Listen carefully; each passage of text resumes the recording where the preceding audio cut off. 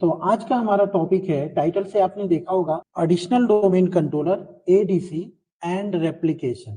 क्या रेप्लिकेशन होगा इसके बारे में हम लोग बात करते हैं। सो एजेंडा क्लियर हो गया। हमारा टॉपिक है ADC, additional domain controller and replication. Replication क्या होता है ऐसे समझिए। पहली बात मैं बता दूं, जो रेप्लिकेशन वर्ड है, रेप्लिकेशन जो होता है दो प्रकार का होता है। कौन कौन होता है? एक हमारा होता है इंट्रासाइट रेप्लिकेशन और दूसरा होता है इंटरसाइट रेप्लिकेशन। राइट। इंटरसाइट रेप्लिकेशन एक लोकल एरिया नेटवर्क में जितने हमारे डोमेन कंट्रोलर होते हैं उनके बीच में जो रेप्लिकेशन होता है वो इंट्रासाइट रेप्लिकेशन होता है with in the local area network. And if you have different location, like one server I have in India, one server I have in Singapore, one server I have in Bangalore, different location you have domain controller and you are using replication, that is inter-site replication. Okay, इसको मैं visualise करके आपको बताता हूँ image के द्वारा, then और ज्यादा क्लियर हो जाएगा। और ये क्यों हमें चाहिए, रेप्लिकेशन का काम क्या है इसके बारे में। अभी तक जो हम इस सेशन में पढ़े हैं विंडोज सर्वर के बारे में, सबसे पहले हमने जाना था कि वर्क ग्रुप डोमेन क्या, तो वर्क ग्रुप एक नॉर्मल नेटवर्क होता है। डोमेन में हम जाने क्लाइंट सर्वर के बारे में, फिर मैंने आपको एक्टिव डायरेक्टरी के ऑब्जेक्ट्स के बारे में भी बताया और एक्टिव डायरेक्टरी ऑब्जेक्ट इंस्टॉल करना, एक्टिव डायरेक्टरी को उसमें कंप्यूटर को कैसे ज्वाइन करना। जब हमने पहला एक्टिव डायरेक्टरी इंस्टॉल किया जिस सर्वर में, एक्चुअली वो सर्वर जो होता है, जो कहलाता है, वो प्राइमरी डोमेन कंट्रोलर होता है, या उसको हम क्या बोलते हैं, रूट डोमेन कंट्रोलर बोलते हैं। First server in our organization is called root domain controller. ध्यान दीजिएगा, ये हमारा एक सर्वर है, और जहां पे हमने एक्टिव डायरेक्टरी सर्विसेज इंस्टॉल किया है, और इसको हम क्या बोलते हैं, रूट डीसी या पीडीसी बोलते हैं। इसको हम PDC, primary domain controller, PDC है, और इसका नाम हमने दिया है डेमो.com, राइट। डेमो.com ये हमारा प्राइमरी डोमेन कंट्रोलर है। अब हमने क्या किया, दो और इसके एडिशनल डोमेन कंट्रोलर हमने बनाए। ठीक है, दो और एडिशनल डोमेन कंट्रोलर हमने बना रखे हैं। एक जो है, यहां से ऐसे हम बता दे रहे हैं, ऐसे दो एडिशनल डोमेन कंट्रोलर बनाए। एक यहाँ पर है, एक है एडीसी और डेमो.com। दूसरा हमारा एडिशनल डोमेन कंट्रोलर है बीडीसी, डेमो.com। डोमेन हमारा एज इट इज रहेगा, तभी ये रेप्लिकेशन का मतलब क्या होता है, एक ऐसा सर्विस होता है जो एक सर्वर के अंदर ध्यान दीजिएगा, एक डोमेन कंट्रोलर के अंदर users, groups and group policy, जो भी हमने ग्रुप पॉलिसी इंप्लीमेंट कर रखा है, ये सभी सर्विसेज क्या हो जाएगा, same as it is copy हो जाएगा। जितने भी ये डोमेन कंट्रोलर हैं, ठीक है, वो एज इट इज कॉपी यहां भी हो जाएगा, एज इट इज कॉपी यहां पे भी हो जाएगा। इसी को हम बोलते हैं रेप्लिकेशन। मतलब कि सेम सर्विसेज अगर दूसरे सर्वर पे कॉपी हो जाएगा तो उसको हम क्या बोलते हैं, रेप्लिकेशन बोलते हैं। ध्यान देना। अब यहाँ पे इंट्रासाइट रेप्लिकेशन का मतलब है कि ये जो डोमेन कंट्रोलर हैं, पीडीसी, एडीसी एंड बीडीसी, ये तीनों डोमेन कंट्रोलर एक ही लोकेशन में है, एक ही नेटवर्क में है, मतलब लोकल एरिया नेटवर्क के अंदर है।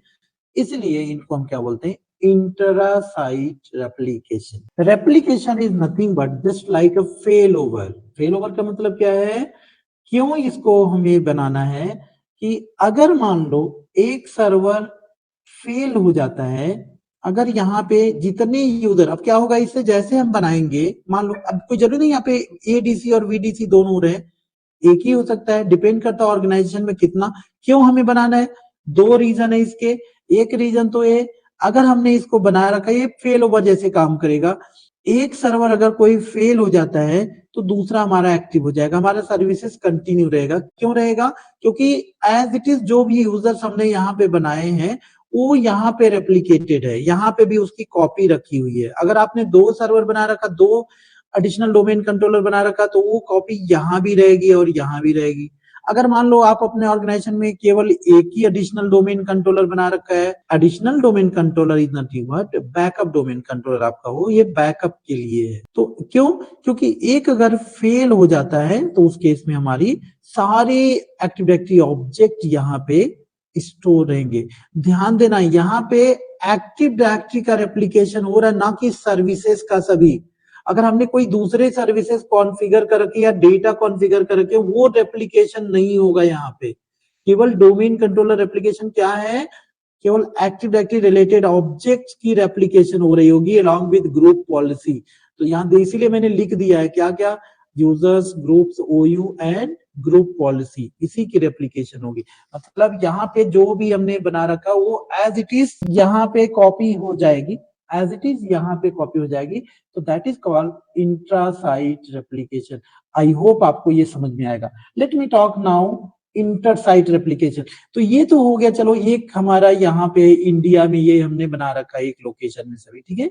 अब हम मेरे पास एक साइट है, हमने एक साइट बनाया है यहाँ पे जो इसी से रेप्लिकेट करेगा, इसी यही हमारा पीडीसी से एक साइट में हमने रेप्लिकेशन करा दिया। यहाँ पे एक साइट बनाया हमने, साइट ए, एक सर्वर है, एक साइट में रखा हुआ है, ठीक है। एक और साइट यहाँ पे, लेट से ए सर्वर जो है दिल्ली में है, तो डोमेन क्या हो जाएगा, एज इट इज यही हो जाएगा demo.com। एक सर्वर किसी और लोकेशन में है, ये बैंगलोर में है, ये भी demo.com। अब ये रेप्लिकेशन जो हो रहा है ना, ये भी रेप्लिकेशन हो रहा होगा, जो यूजर यहाँ भी होगा। अब ये दूसरे दूसरे लोकेशन में हमने साइट बना रखा है, ये एक साइट है, इसको साइट ए आप कहोगे, साइट ए कहो इसे, और ये साइट बी, हमने दो साइट बना दिया। इस तरह के जो रेप्लिकेशन होते हैं अलग अलग साइट में, इनको हम क्या बोलते हैं, इंटर साइट रेप्लिकेशन बोलते हैं। इनको क्या बोलते हैं, इंटर साइट रेप्लिकेशन बोलते हैं, inter site replication. I hope ये दोनों क्वेश्चन के बारे में आपका डाउट क्लियर हो गया होगा। What is intra-site replication? What is inter-site replication? First question is what is replication? पहले replication समझो, replication क्या है? Replication means एक्टिव डायरेक्टरी के अंदर इस सर्वर में जितने users, groups, ओयू and group policy जो भी परमिशन हमने दे रखा है, एज इट इज इसकी कॉपी दूसरे सर्वर में हो जाती है ऑटोमेटिकली। मतलब मैनुअली नहीं करना है कुछ भी, ऑटोमेटिक हो जाएगा। हमने एक यूजर बनाया, वहां चला जाएगा वो यूजर, यहाँ भी कॉपी हो जाएगी सेम, उसी को हम बोलते हैं रेप्लिकेशन। ये ऑटोमेटिक रेप्लिकेशन हो रहा होगा। अब ये जो टाइम होता है ना, ये ध्यान देना, ये टाइम इसका कोई फिक्स ही नहीं है, ये क्विकली हो जाएगा, विद इन मिनट आप कहो, ठीक है। बट जो इंटर साइट रेप्लिकेशन होता है, इसका टाइम होता है यहाँ पे 180 मिनट्स, अप्रोक्स 180 मिनट्स का टाइम लगता है। इंटरव्यू रिलेटेड क्वेश्चन है, ये सब ध्यान देना, एक एक पॉइंट जो है आपसे पूछेंगे। रेप्लिकेशन, डोमेन रेप्लिकेशन क्या है? एक्टिव डायरेक्टरी के जो ऑब्जेक्ट्स हैं like users, group, OU and group policy, same as it is अगर दूसरे सर्वर में कॉपी हो जा रही है, इसी को हम क्या बोलते हैं, रेप्लिकेशन बोलते हैं। ये रेप्लिकेशन कहाँ पे होती है? नॉर्मली एडिशनल डोमेन कंट्रोलर के ऊपर होती है। ये फेल ओवर जैसे काम करता है, ठीक है। क्यों चाहिए इसको? क्योंकि अगर एक सर्वर फेल हो गया तो दूसरा हमारा अवेलेबल रहेगा, तो हमारी सर्विसेज स्टॉप नहीं होगी, हमारे क्लाइंट इंपैक्ट नहीं होंगे, वो लॉग इन कर पाएंगे, राइट, अपने अपने प्रेमिसेस में, अपने अपने पॉलिसी पे। और ये दो टाइप्स के रेप्लिकेशन होते हैं, कौन कौन? इंट्रासाइट एंड इंटरसाइट रेप्लिकेशन। इंट्रासाइट बोले तो एक ही नेटवर्क में रहेगा, लोकल एरिया नेटवर्क में दो डोमेन कंट्रोलर हो सकते हैं, तीन हो सकते हैं, चार हो सकते हैं, डिपेंड करता है कितनी आपको प्रायोरिटी देनी है, ठीक है। नॉर्मली हम एक या दो रखते हैं, ठीक है। तो ये तो प्राइमरी हो गया, और उसके आगे एक रखो या दो रखो। और अगर हमें दूसरे दूसरे साइट में बना के करना है तो वहां पे क्या है, इंटर साइट।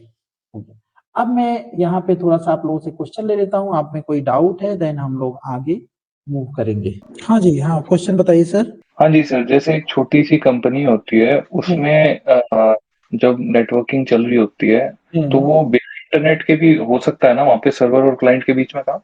इंटरनेट की जरूरत ही नहीं है सर वहाँ पे। हाँ, जरूरत ही नहीं है वहाँ पे तो, है ना? ऑल राइट, ओके सर, ठीक थैंक है। यू।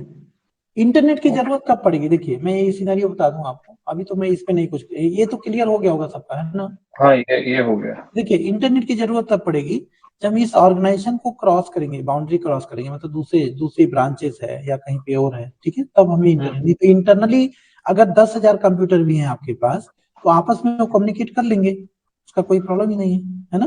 हाँ हाँ, आपस में तो वो कम्युनिकेट कर लेंगे, लेकिन कई बार मान लो उनको गूगल से कुछ देखना हो तब तो इंटरनेट यूज करना पड़ेगा ना। हाँ डेफिनेटली, फिर वहां पे इंटरनेट रहेगा और वहां पे हमारा नेट कॉन्फ़िगर रहेगा, तो एक्सेस जिसको रहेगा फिर वो एक्सेस कर लेगा इंटरनेट।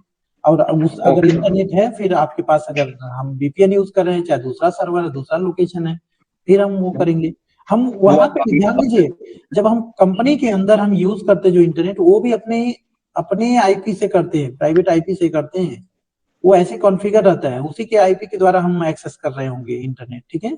क्लास जो है हमारा, यस देखिए हम जो कर रहे हैं additional domain controller, last class अगर आपने देखा है तो उसमें हमने क्या किया था, एक्टिव डायरेक्टरी कैसे इंस्टॉल करना है, कैसे कंप्यूटर को ज्वाइन कराना है, ठीक है, फिर हमने एक्टिव डायरेक्टरी ऑब्जेक्ट किया है। अब हम जो एक्टिव डायरेक्टरी इंस्टॉल कर रहे थे उसको 2 सर्वर में एक्टिव डायरेक्टरी इंस्टॉल कर रहे हैं। तो कहने का मतलब ये है, जब फर्स्ट टाइम अपने ऑर्गेनाइजेशन में आप एक सर्वर के अंदर एक्टिव डायरेक्टरी इंस्टॉल करते हो, डोमेन कंट्रोलर बनाते हो, तो इसे हम क्या बोलते हैं, प्राइमरी डोमेन कंट्रोलर या रूट डोमेन कंट्रोलर बोलते हैं। जब बड़ी कंपनी होती है हमारी, तो वहां पे हम बैकअप के लिए रखते हैं दूसरा एडिशनल सर्वर, तो उसको हम बोलते हैं एडिशनल डोमेन कंट्रोलर। तो आज हम वही कॉन्फ़िगर कर रहे हैं कि ये एडिशनल डोमेन कंट्रोलर कैसे काम करता है और कैसे क्या इसका फायदा होता है। तो यहाँ पे मैंने 2 एडिशनल डोमेन कंट्रोलर, ये तो जो हमने बनाया था वो है रूट डोमेन कंट्रोलर, ये है एडिशनल डोमेन कंट्रोलर, और यहाँ बैकअप डोमेन 2 है। आप चाहो तो एक ही रखो, डिपेंड करता है, बहुत बड़ी ऑर्गेनाइजेशन रहेगी तब 2 रहेगी, नहीं तो एक ही रहेगी। क्यों रखना होता है, फेल ओवर का काम करता है, एक अगर फेल हो गया तो दूसरा हमारा अवेलेबल रहेगा, हमारी लॉगिन प्रॉब्लम नहीं होगी यूजर्स की। क्यों, क्योंकि जितने users groups ओयू and group policy सभी क्या हो जाएगा, यहाँ से सेम कॉपी हो जाएगी हमारे एडिशनल डोमेन कंट्रोलर में, इसी को हम बोलते हैं रेप्लिकेशन, ठीक है। तो जो एडिशनल डोमेन कंट्रोलर होता है रेप्लिकेशन का काम करता है। हाँ जी, हाँ सर बताइए। हाँ जी सर, मैं अपने मेरे घर के वाईफाई से मेरे 2 लैपटॉप जुड़े हुए हैं, तो मैं एक लैपटॉप से दूसरे लैपटॉप में फोल्डर शेयर कर रहा था, तो वहाँ पे सर यूजर नेम और पासवर्ड मांग रहा था।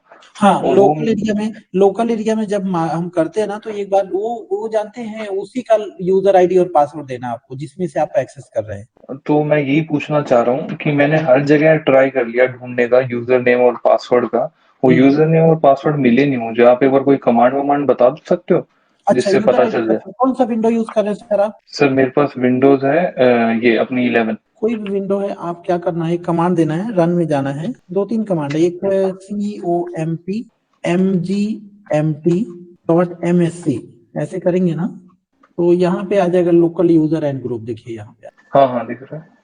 ये यहाँ से आपको दिख जाएगा जो यूजर है, ठीक है, इसको अभी भी एडमिन एडमिन होता है ना वो, एडमिन हाँ, होता है ना? आपका एडमिन होगा तो वहां पे रीसेट करना है, हमारा सर्वर है तो इसलिए एडमिनिस्ट्रेटर आ रहा है, आपको रीसेट कर देंगे। अच्छा, यहाँ पे दूसरा, पासवर्ड चेंज कर सकते हैं? हाँ चेंज कर सकते। दूसरा ऑप्शन क्या है, आप रन में जाइए, कंट्रोल में जाइए, कंट्रोल लिखिए, कंट्रोल पैनल आ जाएगा, यूजर और अकाउंट्स। यहाँ पे यूजर अकाउंट में जाइए, यहाँ से भी आप कहाँ गया यूजर अकाउंट हमारा, वेयर इज, ये रहा यूजर अकाउंट, और यहाँ पे भी आप मैनेज यूजर अकाउंट कर सकते हैं। जब मैं पासवर्ड चेंज करूंगा तो वो पुराना पासवर्ड तो नहीं मांगेगा ना? यहाँ आ जाएंगे, जब मैं, अगर आपका लॉगिन रहेगा तो नहीं मांगेगा, अगर एडमिन आपने लॉगिन कर रखा तब नहीं मांगेगा। अगर आपने यूजर लॉगिन कर रखा है, इस 2 तरह के यूजर होते हैं लोकली, एक एडमिनिस्ट्रेटर अच्छा। प्रिविलेज यूजर, जैसे ये एडमिनिस्ट्रेटर प्रिविलेज है, राइट, तो ये नहीं मांगेगा। ठीक और एक है। होता अच्छा। है स्टैंड एलोन, ठीक है, हम्म। अगर स्टैंडर्ड जिसे होता है, ठीक है, स्टैंड एलोन अगर रहेगा तो वो मांगेगा, फिर स्टैंड एलोन यूजर अगर बना रहेगा, जब हम यूजर बना रहे होंगे तो वहां पे 2 तरह का वो मांगता है, ठीक है, तो वहां मांगेगा वो। ठीक है सर, मैं चेक करके बताता हूँ आपको। ओके सर, थैंक इंट्रासाइट रेप्लिकेशन, इंटरसाइट ये सभी होगी। अब हम लैब में दिखाएंगे इसका, ध्यान दीजिए, जब लैब आप करेंगे ना तो आपको क्लियर हो जाएगा, ठीक है। हमारा एजेंडा है, मैं 2 करने जा रहा हूँ, एक तो यहाँ से ऐसे करने जा रहा हूँ, इसको मैं मिटा देता हूँ, मेरा यही टास्क है अभी, ठीक है। एक हमारे पास ऑलरेडी पीडीसी है, प्राइमरी डोमेन कंट्रोलर, यदि आप लोगों को याद हो तो हम लोगों ने कॉन्फ़िगर किया था, एक्टिव डायरेक्टरी इंस्टॉल किया था, राइट। उसके अंदर कुछ यूजर भी बनाए थे, ये सभी किए थे हम लोग। तो वो क्या है, पीडीसी है, जो पहली बार हम सर्वर को इंस्टॉल करते हैं, प्राइमरी डोमेन कंट्रोलर या रूट डोमेन कंट्रोलर। अब हम क्या करने जा रहे हैं, additional domain controller. Pre requirement क्या है एडिशनल डोमेन कंट्रोलर इंस्टॉल करने के लिए? सबसे पहला प्री रिक्वायरमेंट है, ध्यान दीजिए, एक एक पॉइंट को अगर ध्यान देंगे आप तो इंटरव्यू का पॉइंट आपका यहीं पे तैयार हो जाएगा। बाद में हमें क्यूएनए में तो आप हमें जवाब दे रहे होंगे केवल। तो पहला पॉइंट ये है कि जब भी हम एडिशनल डोमेन कंट्रोलर एप्लीकेशन बना रहे होंगे तो ये सेम सर्वर होना है। अगर यहाँ पे हमारा विंडो सर्वर 2019 है, विंडो 2019 सर्वर है, तो क्या हम यहाँ पे 2022 या 2025 या कुछ 16 कुछ अदर कर सकते हैं क्या? ऐसा नहीं करना है, आपको सेम सर्वर के एडिशन देना है। तो क्या अगर हम दूसरा रहेगा तो नहीं काम करेगा? करेगा। क्यों हम मना कर रहे हैं? इसलिए मना कर रहे हैं कि आपको सेम इसलिए देना चाहिए, मतलब अगर विंडोज सर्वर 2019 अगर आप पीडीसी यूज कर रहे हो तो आपका ये भी एडिशनल डोमेन कंट्रोलर भी 2019 ही होना चाहिए। इसलिए होना चाहिए, अगर आपने हायर वर्जन दिया यहाँ पे तो नॉर्मल नहीं होगा रेप्लिकेशन, आपको वहां पे प्रीवेट कमांड चलाना पड़ेगा। पहले स्कीमा को हमें, अब यहाँ पे क्वेश्चन आएगा स्कीमा क्या है, कंफ्यूज मत होना आप लोग। मतलब एक ऐसे समझो, एक फीचर है जिसको आपको इनेबल करना पड़ेगा या ट्रांसफर करना पड़ेगा या अपग्रेड करना पड़ेगा, तब जाके हो पाएगा। ठीक है, वो फीचर्स इसमें हम अपग्रेड करेंगे तब जाके वो काम हम कर पाएंगे। अगर ये ना सेम रहेगा तो हम एज इट इज कर लेंगे, हमें कोई परेशानी नहीं होगी।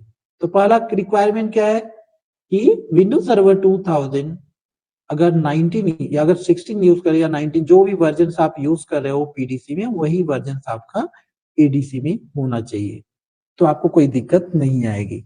नॉर्मली जो हायर वर्जन होता है वो कहाँ पे यूज करते हैं? माइग्रेशन में यूज करते हैं। जैसे आप सुने होंगे कि हमारे कंपनी में माइग्रेशन चल रहा है। माइग्रेशन मतलब जो पुराने सर्वर थे उसको अपग्रेड करना, तो उस भाषा को हम माइग्रेशन बोलते हैं एक्चुअली। ठीक है, आपको दिखाएंगे माइग्रेशन करके कैसे माइग्रेट करते हैं, एक पुराने सर्वर को लेटेस्ट में कैसे माइग्रेट करते हैं। ठीक है, तो बट नॉर्मल जब हम बैकअप के लिए बना रहे होंगे additional domain controller, so we need same server, तो हमें उसकी जरूरत नहीं रहेगी। ठीक है, ओके। दूसरा प्री रिक्वायरमेंट क्या है कि आपका डीएनएस सेम देना है, डोमेन सेम देना है। अगर हमने आईपी यहाँ पे दिया 172.16.0.1 और डीएनएस हमने दे रखा है 172.16.0.1, सेम डीएनएस सेम यहाँ पे भी देना रहेगा आपको। So let me give IP 172.16. मैं यहाँ पे 0 डॉट, यहाँ पे इसके लिए मैं 2 कर देता हूँ, और 2 नहीं, 2 क्लाइंट टू लाइन को कहीं दे रखे होंगे हम, मैं कुछ थोड़ा अलग कर देता हूँ, तो कोई एरर नहीं आता, कोई प्रॉब्लम नहीं होता उस केस में। ठीक है, 9 कर देता हूँ मैं, चलो। और बट डीएनएस का आईपी जो रहेगा वो एज इट इज रहेगा, 1 ही रहेगा, क्योंकि सेम डोमेन आप देखो demo.com, यहाँ भी demo.com, यहाँ पे सेम डोमेन है। तो इस ऐसे क्या होता है, इसमें होता क्या है कि यही डोमेन जो हमारा है एग्जिस्ट हो जाता है, इसमें ऐड हो जाता है ये इसमें। ठीक है, तो इसीलिए क्या होगा, सेम यहाँ पे जितने इसके फंक्शंस है वो एक्टिवेट हो जाएंगे। तो जो यूजर्स या ग्रुप्स या जो भी हम यहाँ क्रिएट करेंगे ऑटोमेटिक वो यहाँ पे रेप्लिकेट हो जाएगा, मतलब यहाँ पे कॉपी हो जाएगा, विद इन मिनट भी नहीं लगेगा। यहाँ जो काम कर रहे होगे वो यहाँ पे आ जाएगा, रेप्लिकेट हो जाएगा। ठीक है, बट याद रखना ये इंटर साइट में ये 120 180 प्लस मिनट लग जाता है, कभी कभी और ज्यादा टाइम लग जाता है रेप्लिकेट होने में। ठीक है, बट यहाँ पे इंटर साइट में क्विकली ये हो जाता है। तो यही लैब हम करने जा रहे हैं डियर, आपके सामने देखो हमारा एजेंडा यही है। 2019 सर्वर हमारे पास है, इसमें ऑलरेडी डोमेन कंट्रोलर है, ये हमने लास्ट सेशन में किया था, और अब हम इसको बनाने जा रहे हैं सर्वर 2 में। इसके दूसरे नाम से मैं लिख देता हूँ, this is server 1 and this is server 2, और सेम आईपी हम देके करेंगे। चलो शुरू करते हैं यहाँ से। लैब में हमारा ये सर्वर 1 है और यहाँ पे सर्वर 2 है। ये देखिए एक चीज मैं दिखाना चाह रहा हूँ आप लोगों को, सर्वर 2025 ही मैंने इंस्टॉल किया है। ठीक है, बट अभी नहीं दिखाऊंगा, अभी बाद में दिखाते हैं आप लोगों को, अभी कंफ्यूज हो जाएंगे उसमें। तो सर्वर 1 सर्वर 2, इसको मैं, ये हमारा रूट डीसी है। यहाँ पे देखो एक्टिव डायरेक्टरी ओपन करेंगे और यस एक्टिव डायरेक्टरी है। ये हमारा सर्वर 2 है, यहाँ पे हम एडिशनल डोमेन कंट्रोलर कॉन्फ़िगर करने जा रहे हैं। हमें करना क्या है, क्विकली इसका हम लोग सबसे पहले आईपी का चेंज कर लेते हैं।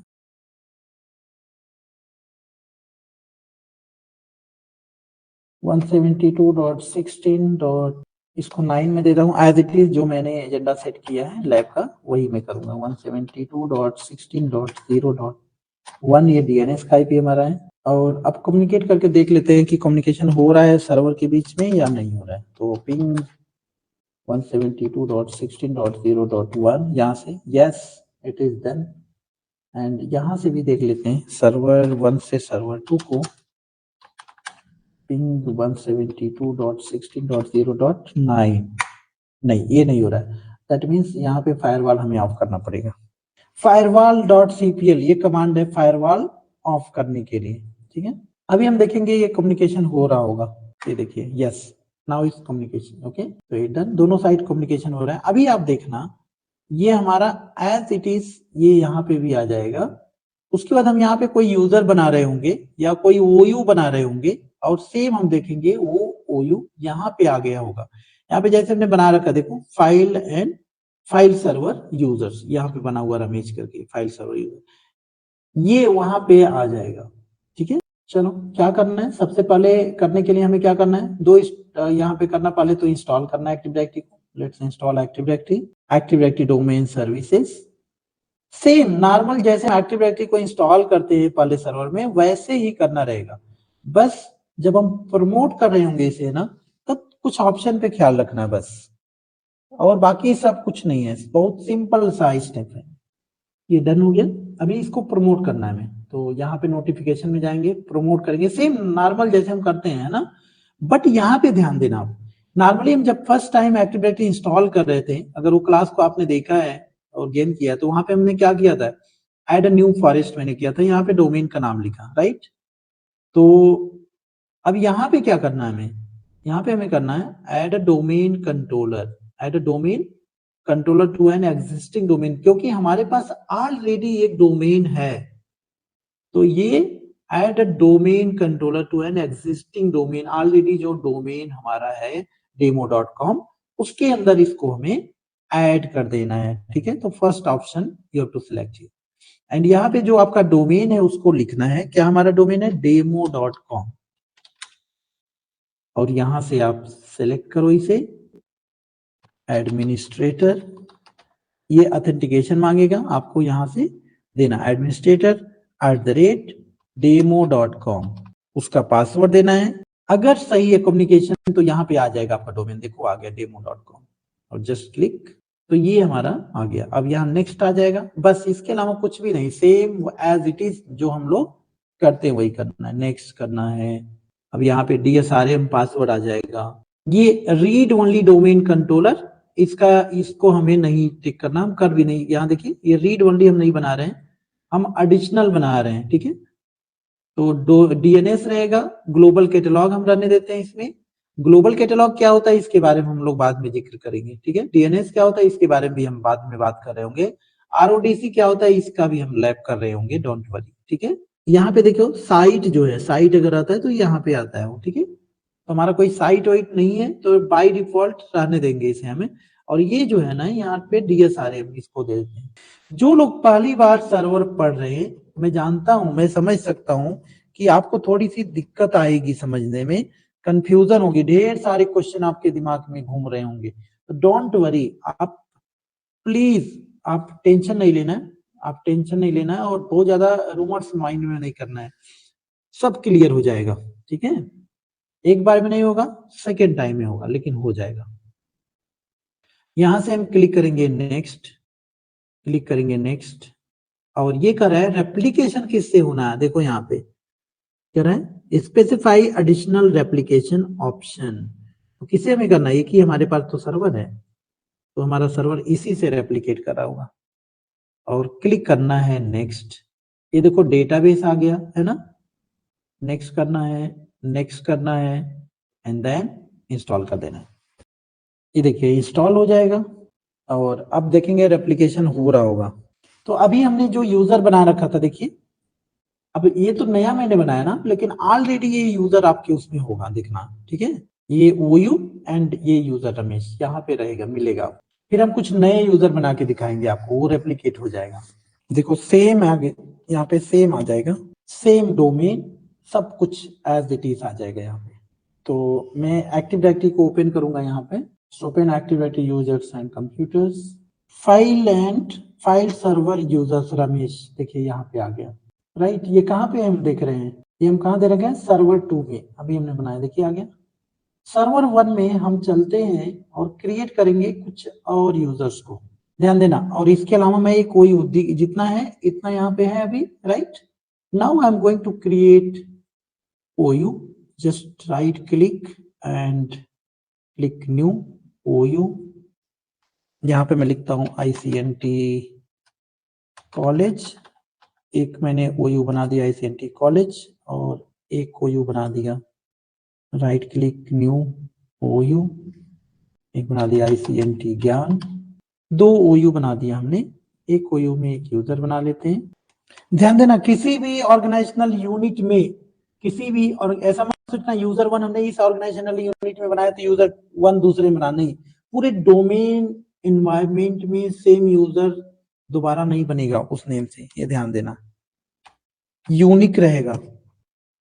लाइक ईमेल आईडी आप देखते हो ना, एक ईमेल आईडी बना रहता है, सेम ईमेल आईडी नहीं बनता है। देखो यहाँ पे हमने बना लिया, क्या हमने किया, एक ICNT कॉलेज एंड एक ICNT ज्ञान, 2 ऑर्गेनाइजेशनल यूनिट हमने बना लिया यहाँ पे। और अब इसको देखेंगे हम लोग कि क्या ये एडिशनल डोमेन कंट्रोलर में रेप्लिकेट हो गया, हो रहा है, आ रहा है या नहीं आ रहा है।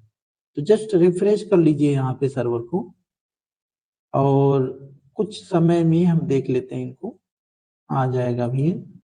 कभी कभी थोड़ा सा टाइम लग जाता है, लेकिन उतना टाइम नहीं लगेगा। ये देखिए आ गया, तो देखिए क्या आ गया, ICNT कॉलेज एंड ICNT ज्ञान। देखो ICNT कॉलेज ICNT ज्ञान, इसको कहते हैं हम 24/7 रेप्लिकेशन एंड लाइव रेप्लिकेशन। आपके सामने लाइव मैंने दिखाया ना, कि जो भी यूजर हम क्रिएट कर रहे होंगे, जो भी हम ग्रुप्स बना रहे होंगे, वो वहां पे रेप्लिकेट हो जाएगा। अब देखो हम ICNT कॉलेज में एक ग्रुप बना रहे हैं, इस ग्रुप का नाम दे रहे हैं टुडे, नहीं, इस ग्रुप का नाम दे रहे हैं टीम, इसका नाम दे दिया सिंपली, किसमें बनाया मैंने, ICNT कॉलेज में।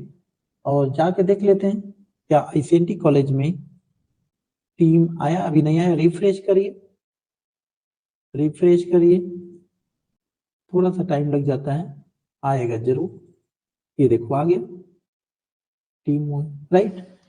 तो एक बार हमें कमेंट बॉक्स में पहले बताइए, समझ में आया, यस या नो। सर्वर में यूजर ऐड किया जा सकता है डियर, यस किया जा सकता है।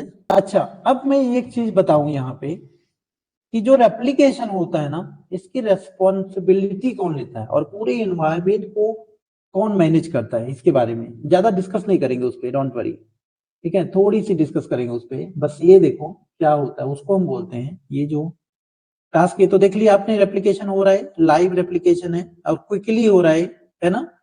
बट ये इंटरसाइट जो होता है, ये टाइम लगता है रेप्लिकेशन में, ठीक है, अगर साइट आपने बना रखा है तो इस केस में। अब यहाँ पे मैं बताता हूँ, ये जो रेप्लिकेशन होते हैं ना, इसका रिस्पॉन्सिबिलिटी कौन लेता है और रेप्लिकेशन होता कैसे, ये सारे टास्क कौन परफॉर्म करते हैं। तो इसके लिए कुछ रोल्स होते हैं, ठीक है, वो रोल्स कौन कौन से होते हैं उनके बारे में थोड़ा सा हम लोग बात कर लेते हैं। इसको बोलते हैं हम FSMO role, FSMO role, flexible single master operation. इसके एक्चुअली 5 रोल होते हैं, ठीक है, कौन कौन से होते हैं, domain naming master, PDC, RID and infrastructure master. ये 5 रोल बेसिकली होते हैं, ठीक है। इस रोल को देखने के लिए आपके पास एक कमांड रहेगा, रन में जाना है, CMD में जाना है, CMD में net dom space query space FSMO लिखेंगे, तो ये 5 रोल आपको दिख जाएगा और ये समझ में आ जाएगा कि ये 5 रोल किस सर्वर के पास में है। अभी जब ये कमांड हम दोनों कंप्यूटर में देंगे तो आप देखना, ये 5 रोल आपको सर्वर 1 के पास ही दिखेगा। कहां पे, सर्वर 1 के पास दिखेगा। क्यों, क्योंकि सर्वर 1 अभी मास्टर है ये, ठीक है, प्राइमरी डोमेन कंट्रोलर है, यहीं से रेप्लिकेशन हो रहा है। ये कमांड देख के मैं दिखाता हूं पहले। चलो, तो हम सर्वर 1 में आ गए हैं, नेट डॉम क्वेरी FSMO, ये देखो schema master, domain naming master, PDC, RID pool manager and infrastructure master, right. ये सभी किसके पास है? सर्वर 1 के पास है। अभी हम जाके सर्वर 2 में ये कमांड देंगे, यहाँ पे भी वही आ रहा होगा, यहाँ पे भी वही कमांड आ रहा होगा। सभी सर्वर 1 के पास ही है, ये सभी सर्वर 1 के पास है। हम चाहें, अगर हम चाहें तो इसको हम ट्रांसफर कर देते हैं, इसको हम ट्रांसफर कर सकते हैं सर्वर 1 से सर्वर 2 के पास ही सभी रोल को। तो अगर ये पांचों रोल आप सक्सेसफुली ट्रांसफर कर दिए सर्वर 2 के पास, तो सर्वर 2 आपका रूट डोमेन कंट्रोलर हो जाएगा, प्राइमरी हो जाएगा, राइट ना। बशर्ते आप स्कीमा मास्टर को ट्रांसफर करना, मतलब सभी रोल के साथ साथ स्कीमा मास्टर मैंडेटरी है ट्रांसफर करना। स्कीमा मास्टर जहां पे रहेगा जिस सर्वर के पास में, वो सर्वर समझो फॉरेस्ट लेवल का सर्वर है, मतलब रूट डोमेन कंट्रोलर है।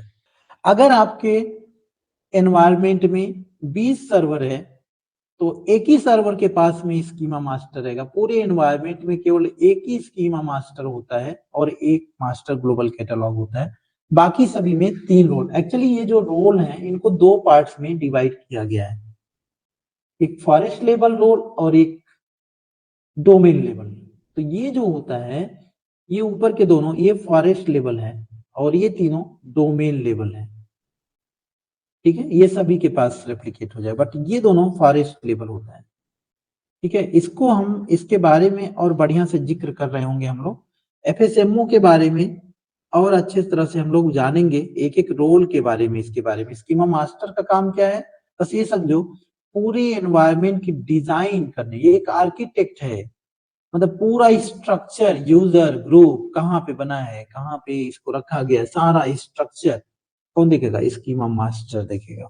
Domain naming master is responsible to check and verify domain name, inshaninfo.com, demo.com, ibm.com, right. तो इसको वेरीफाई करेगा और चेक करेगा। प्राइमरी डोमेन कंट्रोलर पीडीसी, ये चेक करेगा कौन सा प्राइमरी डोमेन कंट्रोलर है और क्या क्या अपडेट हो रहा है इसमें डोमेन्स के बीच में। आरआईडी क्या होता है? यूजर के, जो भी यूजर्स हम बनाते हैं वो यूजर की एक यूनिक आईडी होती है, उसको आइडेंटिफाई करने के लिए, रिलेटिव आइडेंटिफायर, ठीक है। और इंफ्रास्ट्रक्चर मास्टर पूरे एनवायरनमेंट की अपडेशन को रखता है। तो इसके बारे में और डीप में हम लोग डिस्कस कर रहे होंगे। और अभी आप चाहते हो क्या कि मैं ये पांचों रोल पहले ट्रांसफर करके दिखा दूं आपको? तो इसको कभी समझा रहे होंगे आपको, चाहते हो या बाद में देखना चाहते हो? जब हम इसके बारे में समझाएं तब हम ट्रांसफर करके दिखाएं, यस या नो? चाहते हो आप दिखा दूं मैं ट्रांसफर करके? ये भी बढ़िया रहेगा। अभी भी दिखा देते हैं, एक बार और देखेंगे तो आपका और क्लियर हो जाएगा, राइट। चलो, बहुत इजी सा है। इसको कैसे ट्रांसफर करना है देखिए, 3 स्टेप में करना रहेगा ट्रांसफर, 3 स्टेप में ट्रांसफर करना रहेगा। अभी ध्यान दें कैसे आप समझेंगे ट्रांसफर हुआ कि नहीं।